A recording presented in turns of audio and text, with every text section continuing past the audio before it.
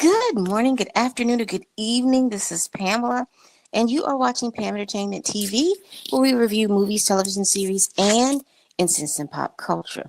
So I'm going to be simultaneously uh, uploading this to both of my channels because this is a TV series review. And remember, next month in January, all of my and television series review will be on my second channel, which is PETV underscore reacts.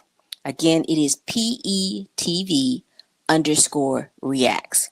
All right, people. So we're getting into this. So we're getting into Sean Combs' The Reckoning. So this is a documentary. It is 4 parts. It is produced by 50 Cent. And and we all know that there's some history between 50 Cent and Sean Diddy Combs. Apparently, the footage from when he got arrested and the footage from him um, recording things while he was in New York, waiting for whatever was supposed to happen. 50 Cent was able to get a copy of that. He was able to get a copy of that footage. Plus, he was able to talk to a couple of jurors, Capricorn Clark, Lil Rod Jones, Kalina from Dirty Money. Uh, what's her name? Was it Bad Barbie? I can't think of what her name is, but she was in the band. They were able to talk to her. They talked to Aubrey O'Day. They talked with posthumously, I guess it was an interview that Andre Harrell had done in regards to Sean Combs. I have my notes here, y'all. They talked with Tim Patterson, who was a friend of his. They talked with Joy Dickerson. She is a person that filed a lawsuit against him. And I'm trying to get everybody that I think that and they talked to his business partner, Kirk Burrows, as well. Let me see who else they talked to. They talked with Al B. Sure. They talked with who is Al B. Sure was an artist on Uptown, and he is Kim Porter's son Quincy's father. They talked with Roxanne Johnson, who was the wife of Craig Mack. And again, they talked with a lot of different people. So what this is going to be is a spoiler-ish review. I am not going to go through here and spoil the documentary because overall, I thought this was a well put together documentary. It was like they start from present day, which they start from present day, and then they all go back. So the first episode, which was entitled "Pain versus Love," this episode pretty much detailed Puffy's upbringing, who Puffy was, Puffy's upbringing. You know, he grew up in Mount Vernon, but he spent a lot of time in Harlem. I will go over the things that stood out to me. One of the things that stood out to me in this episode was his mother. His mother being a hustler, his mother having certain parties, because one of the things that they juxtaposed was the fact that Janice Combs was known for having parties, and they juxtaposed that with Puff Daddy loving to have parties and stuff like that. I found that to be interesting. They didn't say it, but they alluded to the fact that they believe that his mother was a hustler and that she possibly was in the selling of the illicit mood enhancers just by the way of how she moved, and particularly how she moved in Harlem.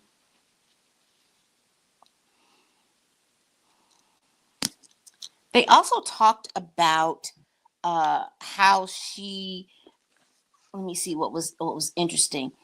They also talked about how who was his name? Tim Patterson, who was a childhood friend. They talked about the beatings that Sean Combs got by the hands of his mother, which was interesting. And so the way that they put this whole episode together, in my opinion, was to go over the fact that Puffy was emulating what he saw his mother do, and he was emulating the men that he saw that his mother was around. That was part of it. They did go into a little depth because, like I said, I did not know about, I knew that there was a city college stampede, but they kind of went in to talk about what happened, uh, and how Puffy, that was the beginning of him being like the Teflon Don, the Teflon Don. Uh, because his rise came up through Uptown, and then he eventually started Bad Boy. But that was the incident that people were looking at him, and he was able to finesse his way out of, because Andre Harrell, who was his mentor at the time, was able to talk to the people at MCA Uptown to let him stay on to Uptown, but his duties changed. He was a party promoter, so they had to change his duties to where he wasn't going to be promoting them parties anymore. So they had him to become an A&R. So that was a way to get him to pay him enough money that he wasn't going to be doing all of these parties and all of these little different things that he was doing in the name of Uptown. And that was a big, big year. That was a big time because, again, Uptown had Heavy D and the Boys. It had Jodeci. It had Mary J. Blige. It had Father MC. It had EMPD. It had a lot of little stuff like that in that whole group. So that's what stood out. Another thing that stood out, and it was something that I saw basically when we watched the trial or when we listened to the trial, is that Puffy was one of those people that was a jealous person, but if he admired you as a man, somehow, some way, he wanted your woman.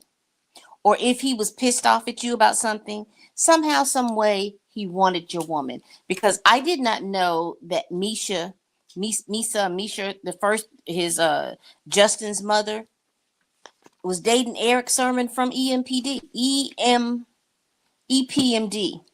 Now, he kept talking about, oh, we were just friends. Oh, we were just friends. Eric. Because you were trying to sidestep, because no one does all of that sidestepping like you were sidestepping. Y'all were dating. And then we find out again, and this is one of the things that I got from all 4 episodes. Fucking enabler. I can't stand these enabler people. You knew all this stuff was going on. You knew this stuff was going on. And no one said anything. Nothing. So you got Misa that was dating Eric at EPMD. Then I don't know what Puffy did, but he got fired by Andre Harrell, and that's when he started Bad Boy. He started, and what was interesting at that, found interesting in that, is that when he founded Bad Boy, he didn't put his name on it. 75% went to his mother, and 25% went to his business partner. What was his name? Kirk. Gotta pull his name out. I think it was Kirk Burroughs. And then he finagled him out of that. But he was still dating Misa. And then I guess when he saw that, what's her name? Kim was, and he was dating other women in between there. But then I guess he wanted who Al B. Sure had. So he started dating Kim Porter. And I put on here what stood out. One of the guys called Puffy a paper gangster. He wasn't no big gangster in real life because of the fact that he was always getting his butt whooped. Particularly when he was a young boy going up to a young man. But he knew that New York bravado that he had when he started dealing with record executives and agents and stuff like that. They considered him to be like a paper gangster. Somebody said he wasn't no real gangster. He was a paper gangster. And one of the things that I said, not Puff being a jealous groupie manipulator, and this had a lot to do with him and other women, the men that he had or the men that he was jealous of or the men that he tried to emulate. He was very interested and taking this woman. And I said, not Puff being Drake before Drake. Because that's what stood out to me. I honestly, y'all, that's what stood out to me. Where are we? They talked about, so we got episode 2. So episode 1 was Pain versus Love. Let me see what the name of episode 2 was. I know I wrote it down. Episode 2 was What Goes Down Must Come Up. And they talked about that 1994 incident where Tupac had been shot and at the Quad Studio. Now, again, like I said, I don't know these folks. I'm just watching this documentary and just kind of going through what I believe.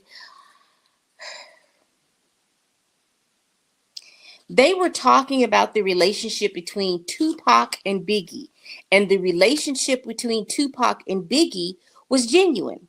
And I think it was genuine because, number one, they were artists and they were rappers. And people who were around that time felt like Puffy was kind of jealous of that relationship between Tupac and Biggie. I mean, even to the point that he was trying to get Tupac to work with him, and Tupac wasn't trying to work with him. Now, working with Biggie, absolutely, because I believe that they had a kinship in that regard. But I do, I feel, and I believe, like I said, I don't have any proof of this. It's just that from what you kind of conceive from his behaviors, and I'm just evaluating the behaviors from what we got the information from being at court, what other people have said about him in other documentaries through the times and everything like that. He's very jealous and controlling. So there's no way in the world that you're going to make me believe that that relationship between Tupac and Biggie didn't bother him. Because then we get to the Quad City shooting. You've got Puffy and his team and all those people calling for him to pull through. And Tupac, and these are the words that Tupac had said, that they had gotten the information, they had pulled interviews that Tupac had done. And Tupac said, well, Biggie was wanting me to come through and I was going to pull through. He said, however, they kept calling for me to come. And it didn't dawn on him at the time that this could be, that, hey, they're trying to set him up. He said it wasn't until he got there. And he said he walked in and Little C's was standing up, I guess, up on the wrap. I don't know where he was, like upstairs in the upstairs, but outside where the balcony was, so you can see down as somebody comes in the door. He said Little C's said something. Little C's came down to get him. And as Little C's was coming off the elevator, this is when these robbers just showed up. And these robbers robbing Tupac, and then they shoot him 5 times. Now, what was interesting, but this is what Pac said, they didn't take his watch. And some other stuff that, he's like, why would you try to rob me and shoot me? And did nobody know he was going to be there? So it was strange how things were set up. Again, it was a studio, and again, you would see artists. So, but Tupac felt like he was set up, and I think that brought a strain between the relationship between him and Biggie. And then, Tupac went to jail for the SA charges, and so he had been down. But while Tupac was in prison, he was stewing. He felt like Biggie and Puff set him up. I probably would guess to say, if he knew it was Puffy more than Biggie, I think that they could have talked it out. Biggie was getting scared at that moment too, because again, all that happened around him when he's trying to record an album. So that's what I got out of that.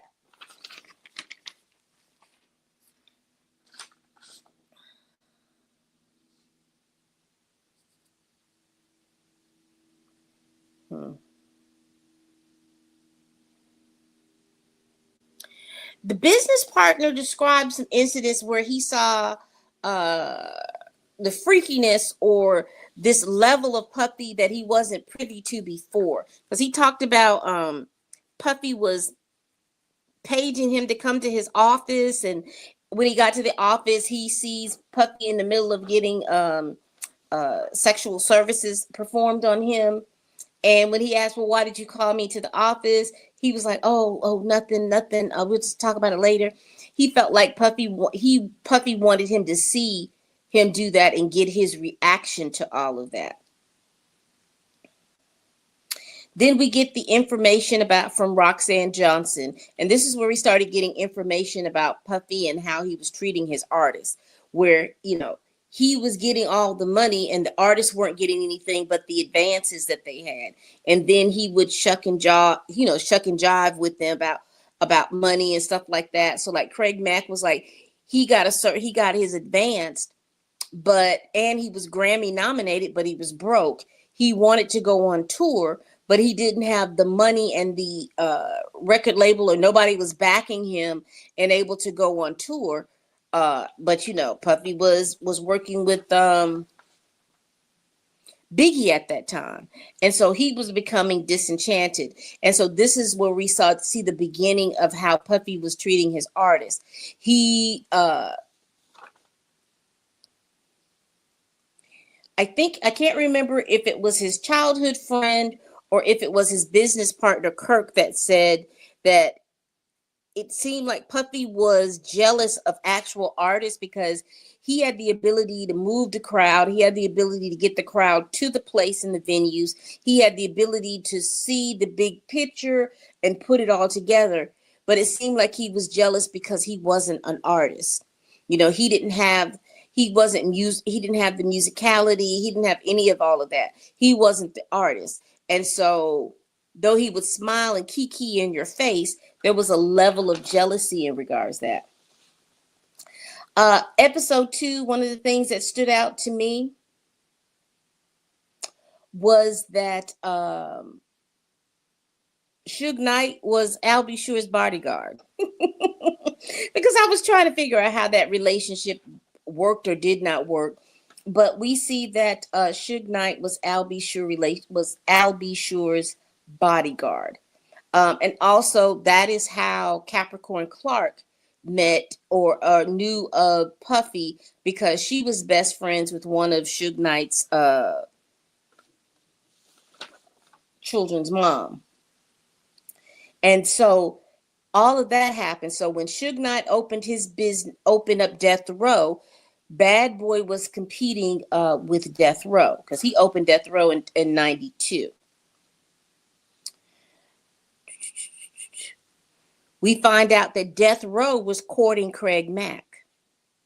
And we get this East Coast, West Coast stuff. Let's see. That was where we saw the tensions between Puff and Diddy.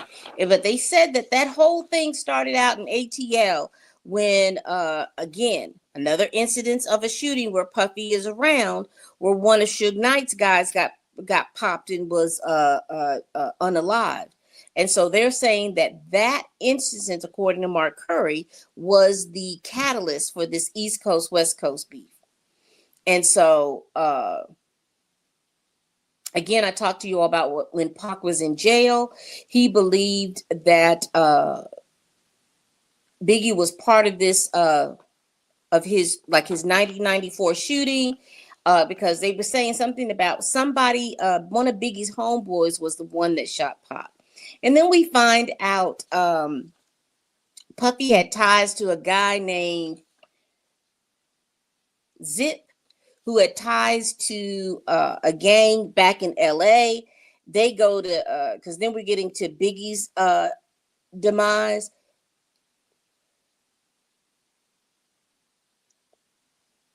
And I'm just trying to word this. Puffy was the cause of Biggie dying because he was trying to stick it in the face of those West Coast rappers that he could go anywhere.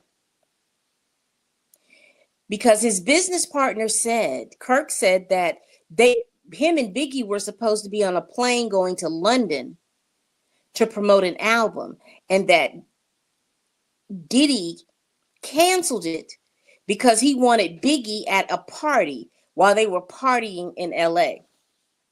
And Biggie's car was the first car that pulled out. And when they pulled out from the venue, that is when he was unalived.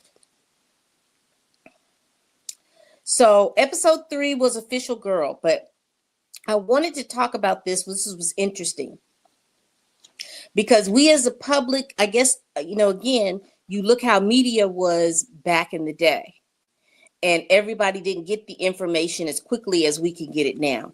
But at this point, these are the incidents that have Diddy's name, or his essence was around it. So you have the City College event, you have the Tupac shooting at the Quad City studios, you get Jake being pew-pewed in ATL, and that was supposed to have been the catalyst for the East Coast West Coast beef.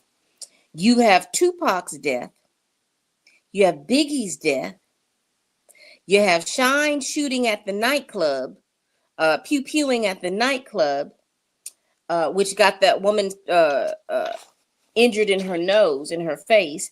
And then you have the beating of Steve Stout. Now, that was interesting because of the fact that I remember this particular thing. You Can Hate Me Now video came out.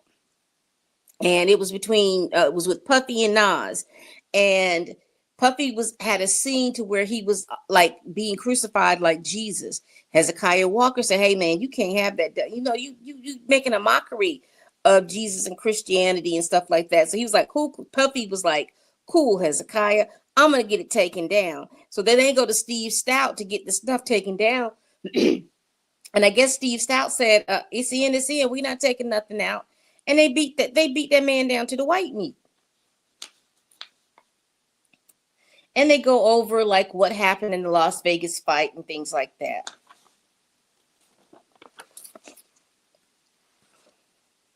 And then we get to episode 3, and this is Official Girl. So they talk about his waning relationship with Misha, and then him going with Kim Porter, talking about Kim Porter was that girl. He had a lot of issues with Kim Porter. Kim Porter would fight back until the point that she was like, "You know what? I'm not fixing to deal with this." And this is the point where we get Cassie coming into the picture as well. Because they showed an instance where there was a photo shoot when Kim Porter and Cassie was at the photo shoot. And baby, Kim Porter was like, "You know what? I'm out. I done had my twins. I'm moving to California. I'm not fixing to be, putting up with this kind of mess." And then they talked about, they talked about his, making the band. They talked about Dirty Money. They talked about the band, Danity Kane, Day 26. They also talked about, because you remember had the big issues about Aubrey O'Day and all this other stuff, and then they fired her. You come to find out that there was some incidents of where he was trying to groom her, and she just wasn't handling that. Again, they go into, as we know now, the trial, him and Cassie, him and Gina, him and 50 Cent's baby mama, Jane Doe, all of those things. We got Capricorn Clark to tell her story. One of the things that I'm going to get into episode 4,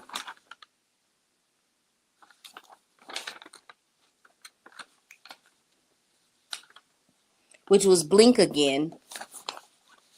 And we'll just kind of go over all my little thoughts here about what's this. So Capricorn Clark tells her story. We do have 2 of the jurors that came in. Because you remember I told you when I was covering the trial, I believed Capricorn Clark's story. But we find out that the jurors found that the story hard to believe. They found that story hard to believe. They thought that she was quite emotional, but they did believe Cassie getting her head knocked between the washers and dryer, and they do believe that he was a violent person. They said that, however, it wasn't a domestic violence case, so they could not weigh that as big as they wanted to weigh that. And it was good to hear from the jury. It was also good to hear from the bloggers. Tisa Tales was on there too, and she started talking about Diddy's PR team during the trial, because remember I told you that the bloggers on the outside seemed like they was fighting. I think it was like Armand Wiggins was there, Tisa Tales was there, and there were several other bloggers that were covering the story. But you started hearing these side things going on at the trial with certain bloggers going off on other bloggers. You started seeing Diddy's team. You had people with T-shirts and stuff like that. And that's the same thing he did, with the T-shirts and the signs. That's the same tactic he used when the nightclub pew-pewing with Shine. Little Rod came on and he told his story about what went on and everything like that. So, like I said, this was a spoiler-ish review. But overall, I thought it was a good, well put together documentary. The East Coast, West Coast beef and how that started off, and the Source Awards. Those were revelations to me. The thing that stood out to me in episode 3, we had the escort talk about what was going on. So that stood out to me.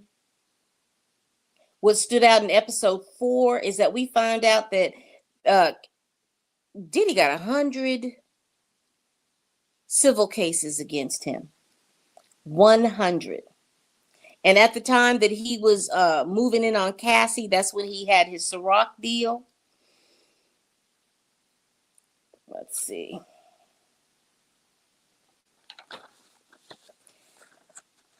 Little Rod described his the incident at the studio where a person named G that he's never seen again got pew-pewed while he was in the bathroom with Justin and his father. And they also talked about the relationship between Diddy and his sons.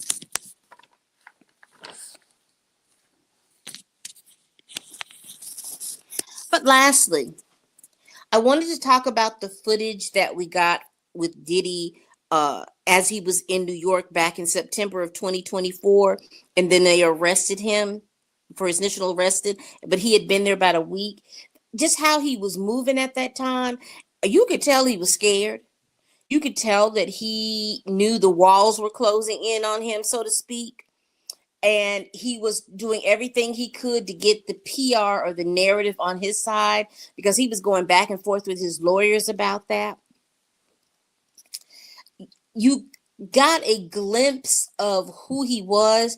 It wasn't that it was like he was trying to get the case dismissed before it started. But I don't think his lawyers, and you can kind of tell that his lawyers, in my opinion, as Diddy was talking to them, they weren't taking this as seriously as it was. It was almost like they thought that they could just kind of schmooze their way out of it. But Diddy was hiring everybody he could to help him, get the lesser charges as he could because, his freedom was looming. And so, you kind of saw a little fear in him and you saw him kind of work all of this out. And he was talking to witnesses and things like that. He was doing everything he could because these were the tactics that he had used for years, 20 plus years, to get him out of situations. So go watch the documentary. It's a 4-part.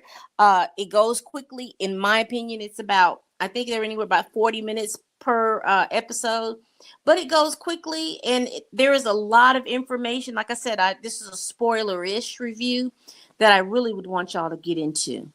All right, people, we do this every week. Please like, comment, and subscribe. Please share this video if you care. Are y'all going to watch this documentary? Let me know. All right, people, please tell a friend, tell a kin, tell a coworker, tell that heifer that you can't stand that I'm over here making these videos. And as always, people, bye-bye.